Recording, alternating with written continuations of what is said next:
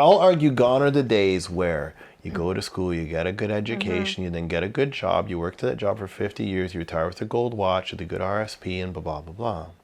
I was taught when I was a kid, those days are numbered. As a Gen Xer, it's you're going to have 3 or 5 careers in your time.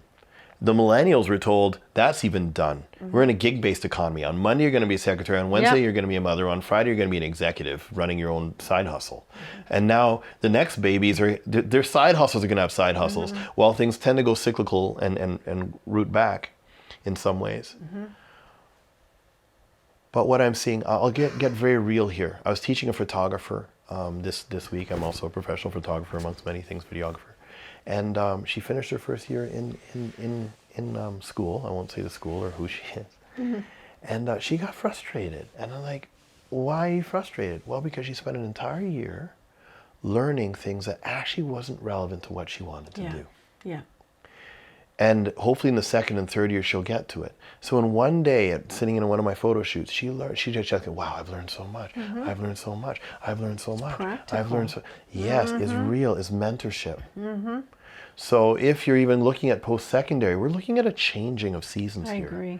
And the old, what was the word you used? The old system is being deconstructed, was it? Yeah, deconstructed and reformed. Yes, Right. yes, that's right. And now if you're in need, of course, you need a certificate. You're a doctor, a lawyer, someone that needs a ticket to be licensed, then of course you must be licensed.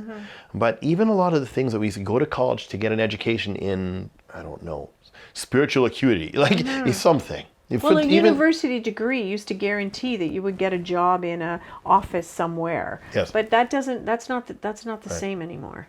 Right. I'm not saying university degrees are bad, because they sure helped me write better, and I could research better, but as far as work, I don't know. Right.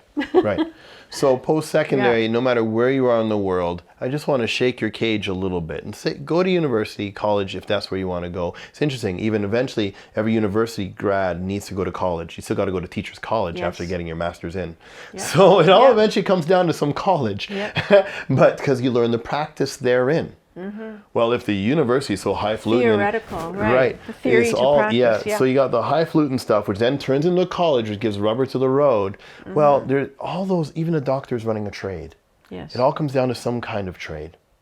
So if you're a photographer, videographer, someone that doesn't need a certificate, shadow someone for a day or a week or 6 months, and if they can double as a teacher, you might get a better run there than you might ever spending $30,000 and then when you're done thinking, where's the job? Because I was not actually,